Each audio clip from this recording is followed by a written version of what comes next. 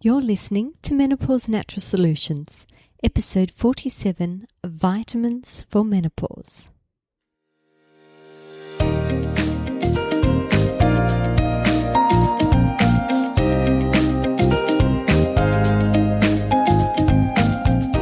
Welcome to Menopause Natural Solutions, your podcast for all things perimenopause and menopause related.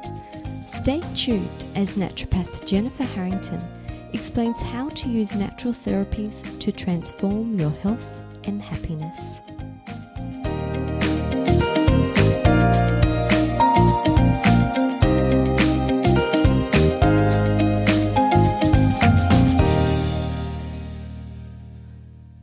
Welcome back. Well, today we have a super exciting topic to discuss, and that is vitamins for menopause. And this came up due to the popularity of the minerals for menopause episode we had 2 weeks ago. So if you haven't listened to that, it doesn't matter which order you start in, but it is episode number 45. And in that we speak about my 5 favorite minerals that I quite often use with menopause. Now, when I was looking at vitamins, I wanted to look at my top 3 vitamins that I most often use in menopause, and I got stuck. We have vitamin A, vitamin B, vitamin C, vitamin D, vitamin E, and vitamin K. Now, it really depends on what menopausal symptoms you're having as to be what would my most popular 3 be. Now, considering there's only 6, I decided to briefly go over all of them and the relevance and why and how I use some of these. But before we get started, we have a quick little note from our sponsor, which is Nutrafol. Women don't often talk about thinning hair, but nearly half of all women experience it by as early as age 40. If you're one of them, you know it can feel scary and stressful, which only adds to the problem. Control isn't given, it's taken. Take charge of your hair growth and make the next few months your time to grow thicker, fuller, healthier hair. Nutrafol is physician formulated to be 100% drug-free. They use natural, clinically effective botanicals for better hair growth through whole body health. On top of thicker, stronger hair, without lasers or chemicals, Nutrafol's ingredients may also help you get a handle on better sleep, stress, skin, nails, and libido. You can grow thicker, healthier hair and support our show by going to Nutrafol.com and using promo code MNS to get 20% off. This is their best offer available anywhere, plus free shipping on every order.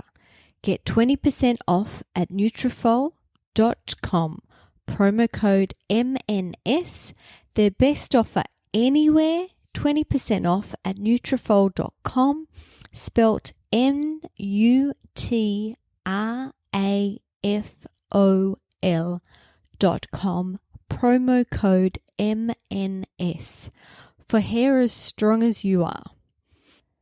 Okay, now vitamins. So for a substance to be classified as a vitamin, it actually must be essential for your health. Your body must obtain it through your diet, as your body cannot produce it. And vitamins are organic, and they can be broken down by air, heat, and water. Vitamins can also be water soluble, which means they're short-lived in the body and they need to be consumed daily. Or they can be fat soluble, which is generally stored a little bit longer in the body and are best taken with a food source, with a fat food source, in order to be absorbed and utilized best. I also want to point out before we move on that vitamin deficiency actually causes disease. A common example here is vitamin C deficiency producing scurvy.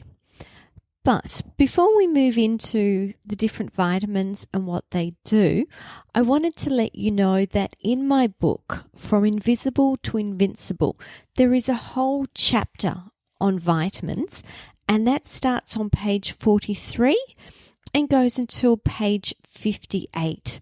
So we're not going to go through all of that. We'll touch on a couple of points from the book, but if you do have the book, you may want to go back and read this little section so that it sinks in a little bit stronger. So vitamin A is the first vitamin we're going to speak about today, and it is something that I use a fair bit of with the menopausal transition, but I use it primarily for dryness or for lack of lubrication, because vitamin A is a bit of a tonic for your mucous membranes. Mucous membranes are located throughout your body, but with the menopausal transition, the most common sign we see is vaginal dryness or lack of lubrication, and vitamin A really helps to restore or to rejuvenate the vaginal mucous membranes. But you also have mucous membranes in your digestive system, in your respiratory system, in your sinus, so it can also benefit those areas as well. Moving on to vitamin B. Now, this would have to be my most prescribed vitamin in the menopausal transition. And vitamin B is actually a family of vitamins. It's not one particular vitamin. And we have B1, B2, B3, B5, B6, B7. Well, actually, it's not really B7, it's biotin. B9 and B12. I actually think I need to come back and do an episode just on the B vitamin family, as they do so many different things. And there are different uses for the individual B vitamins, in particular B12. I will touch on B12 today. But as a family, B vitamins help with energy, is probably the primary thing I use it for. Digestion, nerve health, heart health, improving moods, improving memory, the production of new cells, and can also be used to prevent or to reduce your risk of cancer. But if we're talking about specific B vitamins, B12 is definitely the most prescribed B vitamin, and it is something that you can get a blood test for. What I will warn you about, though, is the reference range for B12. It varies greatly around the world, and I would definitely say that, well, in Australia, our reference ranges are far too low. I'm really looking for the top end of the lab reference range, and sometimes even higher depending on your signs and symptoms. But the first thing I think of with B12 is if there's any peripheral issue. So I know I've done an episode in the past called The Strangest Menopausal Symptoms, and they are all nerve-related menopausal symptoms. So things like burning tongue, tingling fingers, burning feet, tingling feet, anything to do with your peripheries is quite often a B12 issue. And we're finding that B12 issues are more and more common these days, because of the trend towards vegan and vegetarian style diets, because most of your B12 sources are animal sources, and also because of our increased medications, because certain medications inhibit absorption and utilization of B12. And the two most common are your proton pump inhibitors, so your medications that reduce your digestive acidity, and also your blood sugar regulating medications, things like metformin. They also reduce your B12. After B12, so actually I've told you B12 for nerves, but B12 is definitely for energy production. It helps to improve your sleep cycle. So if there's any issues with insomnia, and even just those two, energy and sleep, are really, really common issues in the menopausal transition. Another thing that B12 does that I see a lot of is improving memory.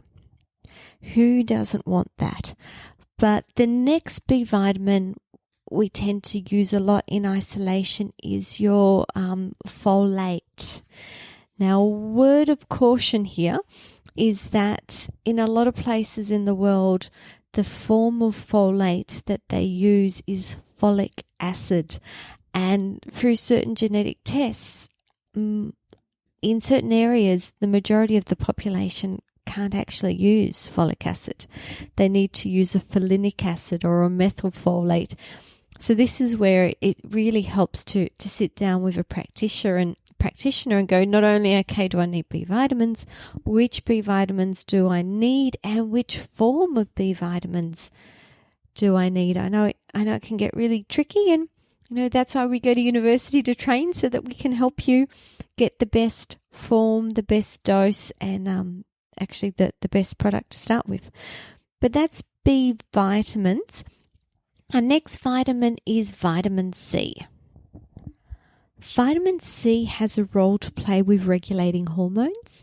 It can help to promote the production of progesterone. And progesterone tends to be the first hormone that drops during the perimenopausal phase of the menopausal transition. So if you're in that phase, maybe grab some vitamin C. But vitamin C is helpful at any age and at any stage of life. Most people link it with immunity. And yes, vitamin C can help with your immune system.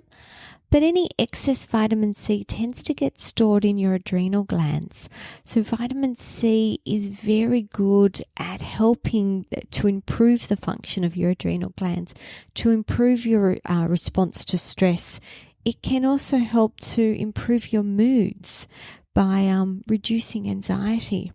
It's an antioxidant, so it can also help with reducing the risk of disease. It is fantastic for cardiovascular health. When I think of some of the most common signs of vitamin C deficiency, it's things like easy bruising. When you knock yourself and your capillaries are really fragile and they leak blood and you get bruising. So if you've got a lot of bruising, or if you're looking at your body and going, there's bruises, but I don't remember falling or I don't remember hitting anything, this is a vitamin C deficiency sign.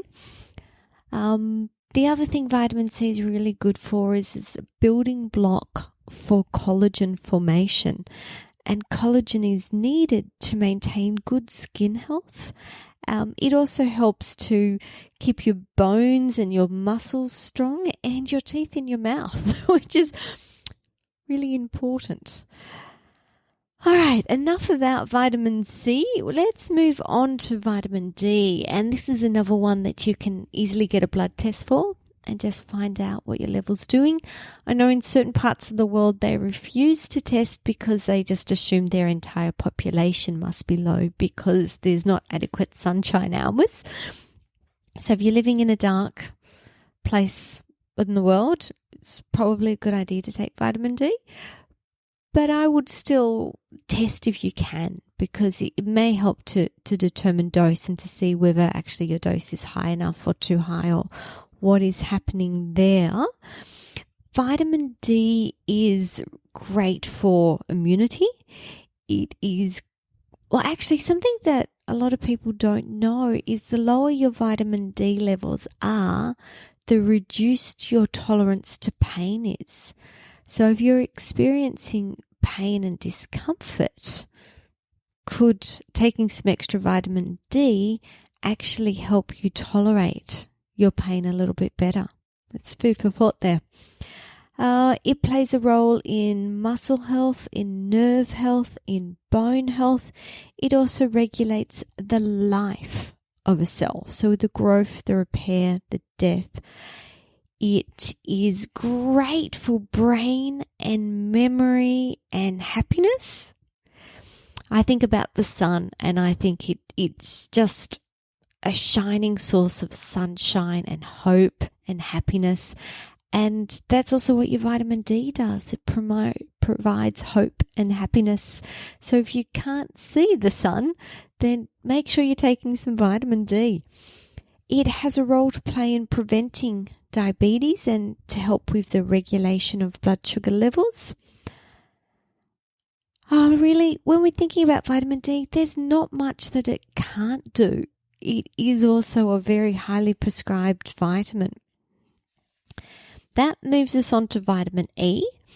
And if I did actually pick my top 3 vitamins for menopause, vitamin E would be the third one. It would probably be B, D, and E.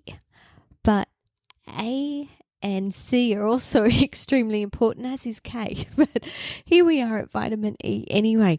Vitamin E is a specific nutrient for hormonal health. It is also the specific nutrient for heart health.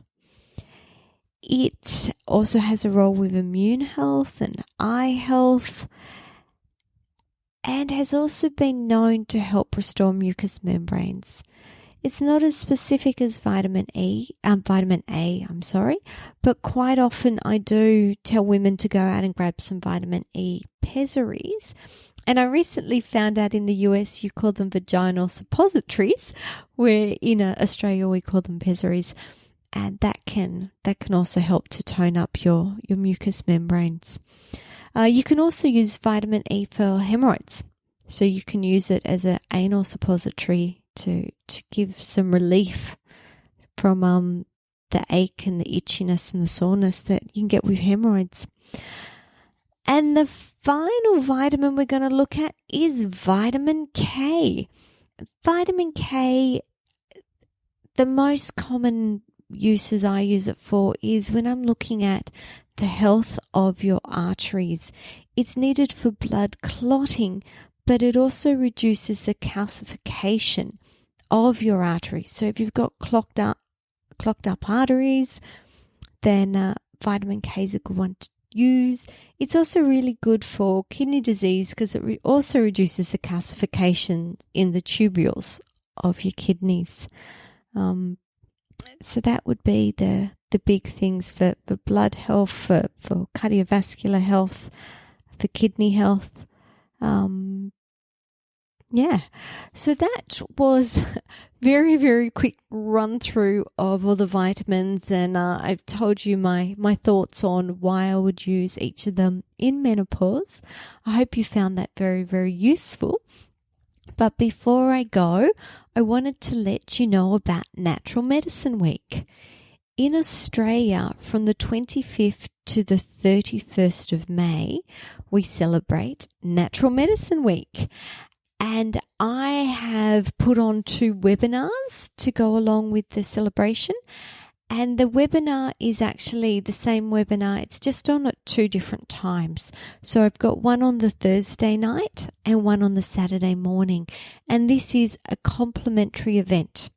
So if you want to spend an hour with me and dig deeper into menopause and lifestyle changes and dietary changes and what else we can be doing to promote the healthiest and happiest version of you possible, then I recommend that you jump on to naturalmedicineweek.com.au and have a look at the events page and click in and register for either the Thursday night or the Saturday morning event.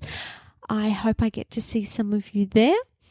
Wishing you guys a wonderful, wonderful week. Don't forget about jumping over to Nutrafol.com and having a look at their marvelous range of hair products. I will see you next week. Bye for now.